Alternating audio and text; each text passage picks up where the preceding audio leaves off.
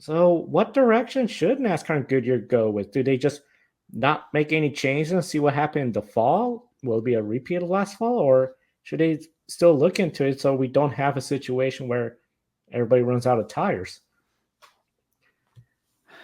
I'm tempted to say just leave it the heck alone and don't change anything because again, what more could you have wanted out of this race? But it is going to be a different time of year. It is going to be under the lights, so I'm sure temperature is going to be a variable there as well.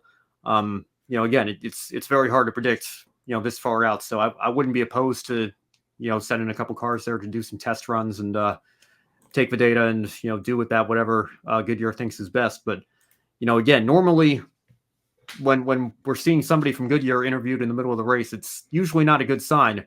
Um, I don't think I think again, if your favorite driver got shuffled back because of a tire issue that was worse than relative to the rest of the field, again, I can understand why you might not be too pleased with what we saw today. But if you're a neutral fan, again, I think this was absolutely incredible. It was on the limit of what kind of tire we should be bringing to a racetrack in terms of how quickly it wears out and making tire wear actually matter again.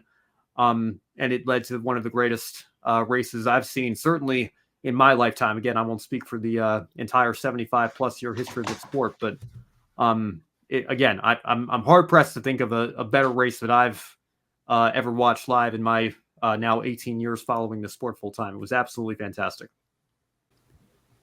If anything, if they can make the track rubber in a bit, that'd be kind of nice, I think. But like again, this was like so good. It's like, do you really want to risk doing anything to it? But the thing that really boggles my mind here is that Goodyear says it didn't really do anything in between last year and this year. The biggest difference was that they didn't use PJ1, they used resin on the track, and that seems to have apparently messed with the tires and on this track. And maybe it's the weather as well, like because we haven't run Bristol this time of year on the concrete in several years now. So maybe just a multitude of those things, and when we go back in the fall, it's not going to be like this. Like I don't know. Like it's kind of bizarre, but personally, I would say they could maybe do like a test or something if they wanted to try and get some rubber back into the track, because I think that would be nice. But like, I'm happy. Like I even thought last year's Bristol race and the night race was just fine.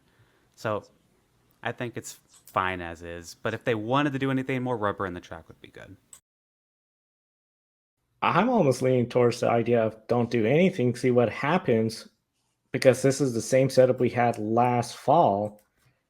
And fall, if for some reason, oh, the track's now rubbering in, well, now the teams are going to be better prepared of how to strategize for this race.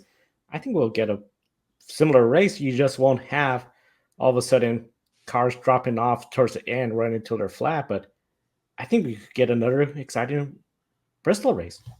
And if they put resin on the track again in the fall, they'll know for sure if it's the weather or not, or if it's the resin versus PJ1. Then they'd really get a more proper answer if they just left it all alone. So I think that would be good.